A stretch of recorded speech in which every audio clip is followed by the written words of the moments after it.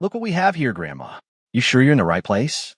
The knitting club is across the base. The crowd of young, eager Marines chuckled, the sound sharp and nervous in the vast, arid expanse of the high desert training ground.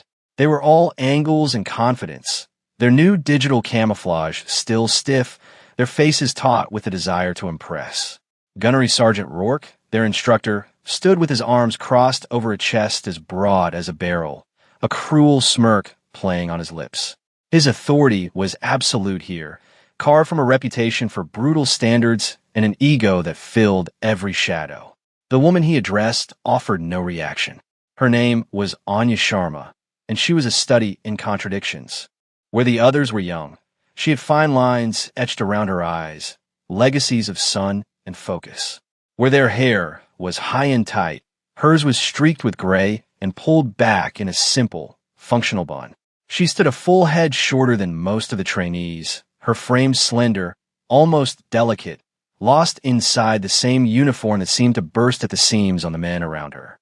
But when the general, watching from the distant observation tower through a pair of powerful binoculars, saw her stance, he felt a jolt of something he hadn't felt in years, a deep, profound, and unsettling sense of recognition. If you believe that true respect is earned in silence, type competence below. Anya Sharma did not flinch. She did not raise her eyes from the M210 enhanced sniper rifle laid out on the shooting mat before her. Her hands, weathered but steady, moved with an economy of motion that was almost hypnotic. She disassembled the bolt carrier group, her fingers gliding over the familiar steel, cleaning each component with a small, oil-dampened cloth. The click of the pieces sliding back together was the only answer she gave to Rourke's mockery. The wind, a hot and relentless force, swept across the range, kicking up dust devils that danced like malevolent spirits in the shimmering heat haze. It was a sniper's nightmare, a chaotic variable that could push a bullet feet off its intended path over the extreme distances they were expected to master. For the young Marines, it was a source of anxiety. For Rourke, it was a tool to reinforce his dominance. For Anya, it was simply a condition to be understood, a problem to be solved. General Matheson, a man whose face was a roadmap of a dozen forgotten conflicts, adjusted the focus on his binoculars. He wasn't looking at the group. He was looking at her hands. He saw the way she handled the weapon, not like a tool, but like a part of herself, an extension of her will. There was no hesitation, no fumbling. It was a fluency that could not be taught in a few weeks or months. It was a language learned over a lifetime of consequence, a dialogue of pressure and release conducted in the loneliest places on Earth. He saw the rifle itself. It was a standard issue M210, but it wasn't. The stock had a patina of wear that the others lacked. There was a small, almost invisible modification to the cheek rest, a custom fit born of thousands of hours spent looking through a scope. It was a ghost of a memory, a whisper from a briefing room 2 decades ago about an operative who was more myth than soldier, an artist of the impossible shot. The general lowered his glasses, a slow, contemplative frown forming. He knew that assumptions were the most dangerous enemy on any battlefield, and he could feel the weight of a very large, very foolish one being made down on the firing line. Gunnery Sergeant Rourke, however, was doubling down on his. He saw Anya's silence not as strength, but as weakness. He saw her age not as experience, but as decay. He paced before her, his voice a theatrical boom designed for the audience of young trainees. The modern battlefield is no place for relics, Sergeant Major. We're not using iron sights and Kentucky windage anymore. This is a science. He tapped his temple. It's about data, muzzle velocity, ballistic coefficients, spin drift, the Coriolis effect. You probably think Coriolis is a brand of whiskey. More nervous laughter. Anya continued her work, her focus absolute. She produced a small, well-worn data book from her pocket, its pages filled with neat, dense columns of handwritten numbers. She consulted it for a moment, her eyes scanning information that was meaningless to anyone but her. Rourke scoffed, a loud, derisive sound. "What's that, your recipe book?" "Let me guess, it's for mean prune stew." He was relentless, his insults a constant barrage meant to break her composure. He saw himself as the gatekeeper of this elite world, the fiery dragon guarding the treasure of knowledge. In his mind, she was an intruder, a bureaucratic error, someone who had slipped through the cracks and landed in his domain by mistake. He would correct that mistake. He would make an example of her. He would demonstrate, with crushing certainty, that she did not belong. He walked over and picked up a state-of-the-art ballistic computer, a small, ruggedized tablet that crunched numbers with the speed of light. He held it up for all to see. This is what we use now, ma'am. It does the thinking for you. Might be easier than trying to remember all those pesky numbers. He dropped it onto the mat beside her with a dismissive thud. Anya glanced at the device, her expression unreadable, then returned her attention to her rifle, her calm, a silent, infuriating rebuttal to his escalating performance. The other trainees shifted uncomfortably. They were caught between the rigid hierarchy that demanded loyalty to their instructor and a growing, nagging feeling that they were witnessing a profound injustice. They saw Rourke's arrogance, but they also saw Anya's unnerving calm. It wasn't the fear or deference of a subordinate. It was the placid stillness of a mountain lake, deep and unbothered by the wind that whipped across its surface. A few of them, the more observant ones, noticed the details General Matheson had seen from afar. They saw the way her gear, while older, was maintained with a religious devotion. Her boots, though scuffed, were perfectly polished. Her uniform, though faded, was impeccably pressed. There was a discipline in her very presence that Rourke's loud pronouncements lacked. The air grew thick with unspoken questions, with the tension of a wire being stretched to its breaking point. Rourke, sensing he was losing the narrative, decided to force the issue. He clapped his hands together, the sound like a gunshot. All right, let's see what you've got. We'll start you off easy. A simple cold bore shot, 800 meters. Shouldn't be too hard, even for a traditionalist. His sarcasm was a physical thing, hanging in the air like smoke. He was laying a trap. The cold bore shot, the very first round fired from a clean, cold barrel, is the truest test of snipers' understanding of their weapon system. It flies differently than subsequent shots from a warmed barrel, and only a master truly knows where it will land. It was a pass-slash-fail test designed to humiliate. Anya simply nodded, her movements fluid as she settled into a prone position behind the rifle. She didn't rush. She didn't seem anxious. She moved like a surgeon preparing for a complex operation, each action deliberate and precise. Rourke stood over her, a predator circling its prey, waiting for the mistake, for the failure that would validate his prejudice and reassert his dominance over the flock. The range fell silent, the only sound the incessant whisper of the wind, carrying with it the weight of a challenge issued and a legacy about to be revealed. The formal challenge was announced by Rourke with the flair of a carnival barker. All right, ladies and gentlemen, the main event, the ghost shot. He pointed a thick finger toward the distant, hazy mountainside where a single, man-sized steel silhouette was barely visible to the naked eye. Target is at 1,800 meters, 1.1 miles. The wind you feel here is a gentle breeze compared to the swirling vortexes it's passing through to get there. He launched into a complex, self-aggrandizing explanation of the physics involved, throwing out terms like transonic destabilization and vertical crosswind component to dazzle the trainees and cement his own expertise. He made the shot sound like an impossibility, a feat of arcane magic that only he, the high priest of ballistics, could even attempt to conjure. This shot, he declared, his voice ringing with manufactured drama, is designed to separate the shooters from the wannabes. It's about more than just skill. It's about instinct. It's about art. He let a few of his star pupils, young Marines brimming with confidence and the latest technology, take their turn. One by one, they lay prone, consulted their advanced ballistic computers, and waited for a lull in the wind that never came. Their shots were thunderous cracks followed by an agonizing silence. Then a puff of dust erupting hundreds of feet from the target. Left, right, high, low. The wind was a cruel, invisible puppeteer, and they were merely its playthings. With each miss, Rourke's smirk grew wider. The failures of his best students only served to amplify the legend of the ghost shot, and by extension, his own legend for even being able to explain it. Finally, after the fourth consecutive miss, he turned his attention back to Anya, his eyes gleaming with malicious intent. All right, Grandma, your turn. Show these kids how it was done back in the days of muskets and cannonballs. His tone was thick with condescension, a final, public dismissal before the inevitable failure. Anya Sharma moved with a grace that defied her unassuming appearance. There was no wasted energy, no theatricality. Every motion was a single, perfect note in a symphony of practice competence. The narrative of the moment slowed, the world shrinking to the small circle of earth she occupied. The focus was on her hands. They moved with a steady, rhythmic purpose. She didn't reach for the sophisticated tablet Rourke had provided. Instead, she retrieved a small, analog Kestrel wind meter from her pocket. Holding it up and turning it slowly, her eyes not on the digital readout, but on the subtle spin of the impeller, feeling the wind as much as measuring it. She then opened her dog-eared data book.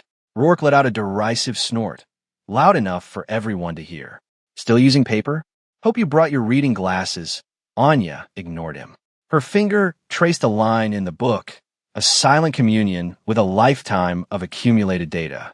She made a minuscule adjustment to the elevation turret on her scope, the clicks barely audible. She then made an equally small adjustment to the windage turret. It was a process of quiet confidence, of deep, instinctual knowledge that rendered technology irrelevant. She settled her body into the earth, becoming a part of the landscape. Her breathing, which had been steady and calm, now slowed even further until it was a single, long cycle. Inhale, exhale. The world beyond the scope dissolved into an insignificant blur. There was only the reticle, the shimmering mirage, and the distant, silent target.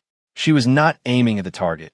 She was aiming at where the target would be in the 2 seconds it would take the bullet to travel through the chaotic river of wind. It was an act of prophecy. Rourke, watching her, felt a flicker of annoyance turn into a strange, unfamiliar unease. The woman wasn't just shooting. She was communing with some fundamental force he had only ever tried to dominate. The trigger press was not a pull. It was not a squeeze. It was a release, a moment of perfect stillness where the rifle fired itself. The crack of the shot was sharp and clean, a definitive statement that was immediately snatched by the wind and thrown into the vast emptiness of the desert. A profound silence descended upon the firing line. Everyone held their breath.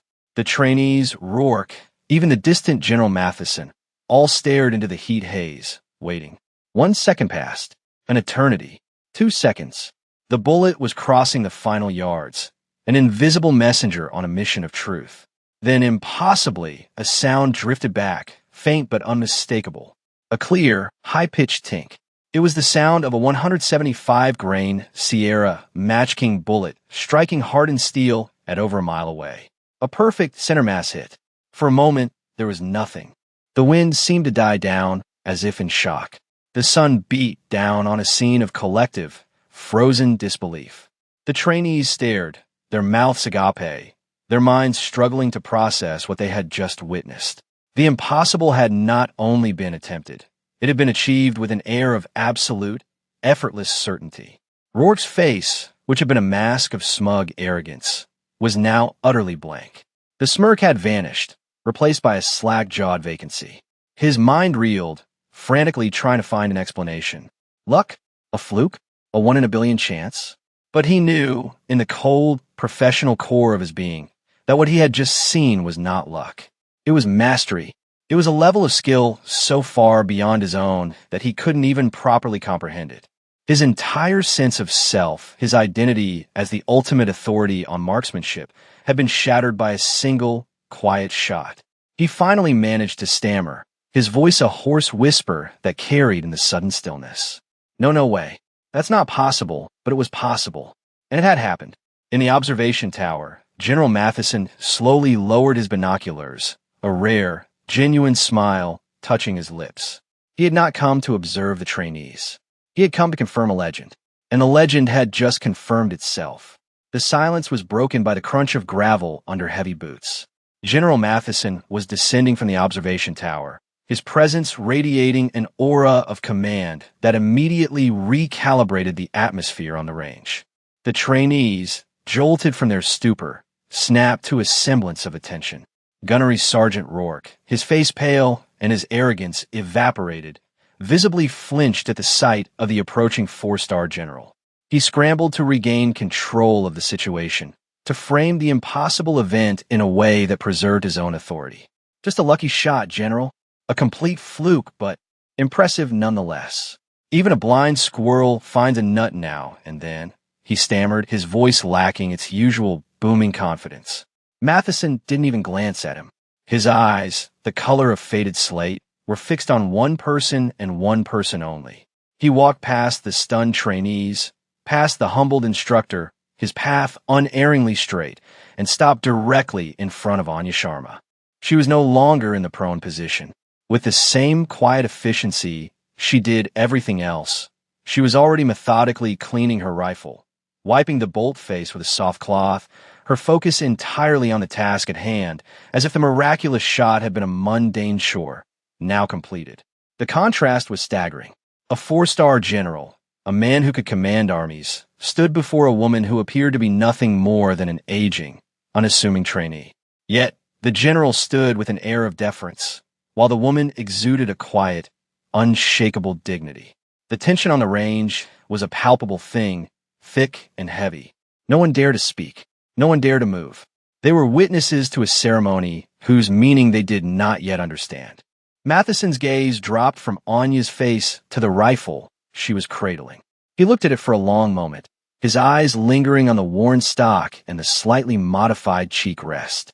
A flicker of memory, of a dusty briefing tent in a forgotten corner of the world, solidified into certainty. He had seen that rifle, or one just like it, in a grainy satellite photo accompanying a highly classified after-action report. A report about a single, decisive shot that had altered the course of a silent war.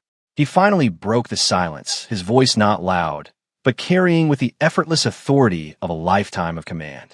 It cut through the still desert air like a razor. Gunnery Sergeant Rourke's back went ramrod straight. "Sir, pull up the service record for Sergeant Major Sharma, Anya. Display it on your datapad." Now, the order was flat, non-negotiable. Rourke, his hands trembling slightly, fumbled with the ruggedized tablet he had so arrogantly flaunted earlier. He tapped the screen, his fingers clumsy. A few seconds later, a personnel file appeared, its stark, official text glowing in the harsh sunlight.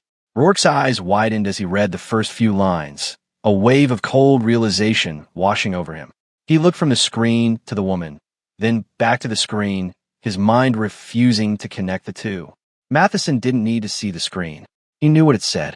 He began to speak, reciting the litany of a hidden legend for all to hear, his words falling like hammer blows on the stunned silence. Unit designation. Classified. A murmur went through the trainees. Primary military occupational specialty. 180A, Special Forces Warrant Officer. Laterally transferred to a special mission unit whose name you're not clear to hear. Rourke took an involuntary step back. Call sign, Kismet. The general paused, letting the name hang in the air. It meant fate or destiny, a fitting moniker for someone who could deliver it from over a mile away. Combat deployments. Also classified, but let's just say the number is in the double digits, he continued, his voice a steady, rhythmic cadence of revelation. Confirmed engagements. Over 300. Longest confirmed kinetic effect on target. He paused again, looking directly at Rourke, whose face was now ashen. 2,475 meters. With a 338 Lapua Magnum in a 30-mile-per-hour crosswind. In Afghanistan, a shot that saved the lives of an entire SEAL team that had been compromised, the trainees gasped. They were hearing the details of a story that was already a whisper, a myth in the sniper community. A shot that was considered the holy grail of marksmanship. Awards and decorations. Distinguished Service Cross. The Silver Star with 3 oak leaf clusters. The Bronze Star with V device. The Purple Heart. The list went on. A litany of heroism earned in the shadows. Matheson saved the final, most devastating revelation for last. He gestured toward the training manual sitting on Rourke's instruction podium. She was the lead instructor at the United States Army Sniper School, Fort Benning, for 15 years. She personally rewrote the doctrine on high-angle and extreme environmental factors engagement. The manual you're teaching from, Gunny. She wrote it. Chapter 4. The one you were quoting from earlier? That's her thesis. Based on data from her own operations, the truth landed with the force of a physical blow. Rourke swayed slightly, his entire world, his entire sense of expertise, collapsing into dust. He wasn't just wrong. He had been arrogant and dismissive to the very architect of his profession. He had tried to teach the master her own craft. Matheson then did something that no one on that range had ever seen a four-star general do. He turned to face Anya, squared his shoulders, and brought his right hand up in a slow, deliberate, perfect salute. The gesture was one of profound, unparalleled respect, a public acknowledgement from the pinnacle of the military hierarchy to the quiet professional who stood before him. "It is an honor to see you on the range again, Sergeant Major," he said, his voice filled with genuine reverence. "The honor is all mine, General," Anya replied, her voice quiet but clear, the first full sentence she had spoken all day. She returned the salute, her movements as precise and economical as ever. The spell was broken. The mystery was solved, and the lesson had been delivered, not by a bullet, but by the undeniable, irrefutable weight of a hidden legacy. The story of that day on the range did not spread, it detonated. It moved with the speed of gossip and the force of legend, traveling from the sun-baked firing line to the air-conditioned mess halls, then leaping from the base to the wider military community through encrypted chats and hushed phone calls. It was a perfect story, a modern myth with a clear hero, a humbled villain, and a single, awe-inspiring moment of vindication. The trainees who had witnessed it became instant storytellers, their accounts lending the tale an electrifying immediacy. They spoke of the oppressive heat, of Gunnery Sergeant Rourke's relentless mockery, and of the woman's impossible, unnerving calm.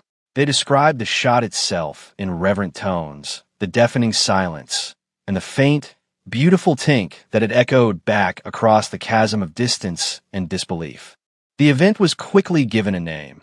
The Kismet shot, the name Kismet itself, once a classified call sign, was now whispered with a mixture of awe and reverence in barracks rooms and armories across the globe. Young snipers, hungry for knowledge, began to dig. They found her name attached to declassified papers on ballistic science, her insights buried in technical manuals they had previously skimmed. They sought out the few grainy photos that existed, trying to put a face to the legend. They saw not a warrior goddess, but an ordinary-looking woman, which only deepened the power of her story. Her unassuming appearance became a core part of the lesson, that true expertise doesn't need to advertise. It doesn't need to be loud. It simply is.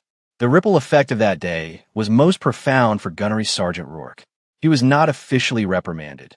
General Matheson knew that public humiliation was a far more effective teacher than a mark on a service record. Rourke was shattered. His confidence, which had been the bedrock of his identity, was pulverized. For days, he was a ghost. His booming voice reduced to a murmur, his swagger gone. He replayed the event over and over in his mind. His own arrogant words, her patient silence, the impossible shot, and the general's final, damning salute. He was forced to confront the rotten core of his prejudice. He had judged a book by its cover and found that the cover was plain, but the book contained the sum of all knowledge. One evening, a week after the incident, a young Marine found him in the empty instruction classroom, long after everyone else had gone. Rourke wasn't cleaning his weapon or preparing for the next day. He was sitting at his desk, the sniper field manual open before him. He was reading Chapter 4, Extreme Environmental Factors, his finger tracing the words written by the very woman he had mocked. He was reading it not as an instructor, but as a student for the very first time. He was deconstructing his own arrogance, one paragraph at a time, and beginning the slow, painful process of rebuilding himself into someone worthy of the title he held. He was learning the first and most important lesson of the quiet professional. You don't know what you don't know.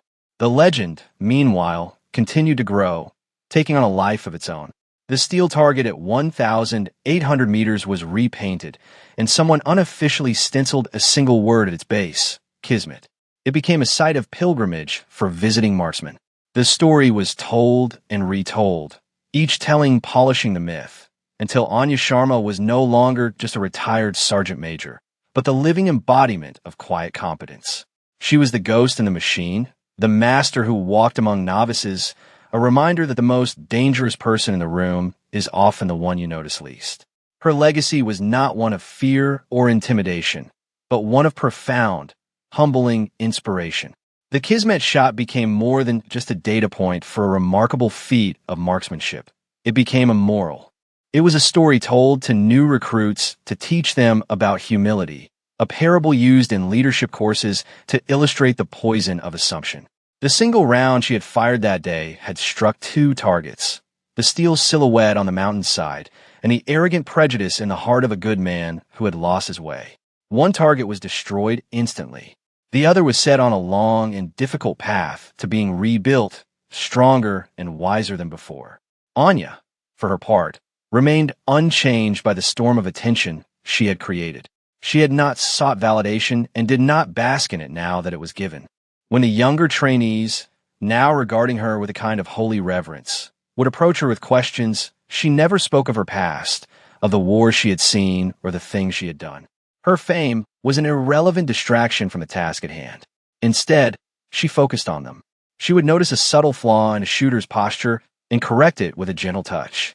She would listen to another's frustration with the wind and, instead of giving him the answer, would teach him how to ask the right questions of himself and his environment. She spoke of the rifle not as a weapon of power, but as an instrument of immense responsibility. "The shot doesn't belong to you," she told one young Marine who was growing overconfident after a series of successful hits. "You're just its caretaker. Your job is to make sure it arrives safely and for the right reason. Everything else is just noise." Her philosophy began to permeate the culture of the training detachment. The emphasis slowly shifted from loud confidence and competition to quiet collaboration and methodical self-improvement. She was mentoring an entire new generation, not with grand speeches or war stories, but with her steady, unassuming presence. She taught them that the true measure of a professional was not how they acted in the spotlight, but how they prepared in the shadows. The most pivotal moment of this transformation came 2 weeks after the incident. Rourke, looking thinner and more worn than anyone had ever seen him, approached Anya as she was packing her gear at the end of the day. The other trainees gave them a wide berth, sensing the gravity of the moment. He didn't offer a flowery, rehearsed apology. His voice was quiet, stripped of all its former bluster.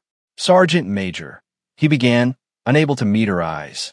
He paused, swallowed his pride, and finally looked at her. Can you show me how you read that mirage?" The way it was boiling. "I've never seen anyone hold off on the right edge like that. My computer said left." It was the ultimate admission. It was not just an apology. It was a plea for knowledge. He was acknowledging her superiority and asking to become her student. Anya looked at him for a long moment, her expression revealing nothing. Then she gave a simple, almost imperceptible nod. "The heat off the rocks creates a false lateral," she said, her voice calm and even. "You have to look past it at the vegetation behind the target. That tells the truth." She then unzipped her rifle case, sat down on the ground, and began to explain. In that moment, her true legacy was cemented. It wasn't the impossible shot. It wasn't the medals or the classified missions. It was this, the quiet, selfless transfer of knowledge, the act of rebuilding a man who had tried to tear her down, and in doing so, ensuring that the lessons of her lifetime would not die with her. She was not just a legend. She was a teacher. And her classroom was now the entire United States military. A year passed. The sun still beat down on the high desert range, but the atmosphere was different. It was calmer, more focused, imbued with a new sense of purpose. The range itself had a new, unofficial name, spoken with quiet respect by every sniper who trained there: Kismet Ridge. The impossible 1,800-meter target, once a tool for an instructor's ego, was now the final graduation standard for the advanced course. It was no longer seen as a trick shot, but as the ultimate test of the principles that Anya Sharma had embodied: patience, precision, and a deep, holistic understanding of the craft. To make the shot was to prove you had learned the lesson. Gunnery Sergeant Rourke was a changed man. The booming arrogance was gone, replaced by a quiet, authoritative confidence that was far more effective. He was still a demanding instructor, but his demands were now focused on pushing his students to be smarter, more observant, and more humble. He never failed to tell the story of the Kismet shot to every new class that cycled through. He told it not as a story of his own humiliation, but as the most important lesson in professional development he had ever received. "I was an expert," he would tell them, his voice resonating with the clarity of hard-won wisdom. I knew every number, every formula, but I had forgotten that the data doesn't pull the trigger. A human being does. I judged the person, so I failed to see the professional. Never make that mistake. Your assumptions will get you killed faster than any bullet. Respect is earned in silence. Competence speaks for itself. His story became a foundational piece of the course's ethos. He had turned his greatest failure into his most effective teaching tool. Anya Sharma, her advisory role now complete, was long gone, but her presence remained. It was in the quiet professionalism of the trainees, in the humble expertise of the instructors, and in the single, repainted steel target that stood on the distant ridge like a silent monument. One afternoon, General Matheson stood in the same observation tower, watching a new class attempt to qualify on the Kismet target. Rourke was on the line below, coaching a young female Marine, his tone patient and encouraging. The young woman went through the same calm, methodical process she had been taught, her breathing controlled, her focus absolute. She fired. A few seconds later, the faint tink of a successful hit echoed back. A cheer went up from the other trainees. Rourke gave the shooter a quiet nod of approval. Matheson smiled. He saw the legacy. It wasn't a statue or a plaque. It was a living, breathing thing. It was in the quiet competence of the new generation, a standard of excellence passed down not through regulation, but through inspiration. Anya's true legacy was not something she left behind. It was what she had set in motion, a ripple of professionalism that would continue to spread long after her name was forgotten by all but a few. She had proven that a single act of quiet, undeniable excellence could be more powerful than 1,000 loud declarations. She had taught an entire institution that the content of one's character and the depth of one's skill are invisible to the eye that is clouded by prejudice. The legend of Kismet Ridge was now a permanent part of the institutional folklore, a story that served as both a warning and an inspiration. It was a warning against the arrogance of assumption, against judging skill by appearance, age, or gender. It was an inspiration that championed the quiet professional, the individual who finds fulfillment not in praise or recognition, but in the flawless execution of their craft. The rifle, in this story, was more than a tool of war. It was a symbol of a sacred trust, a legacy of discipline and knowledge passed from one generation to the next.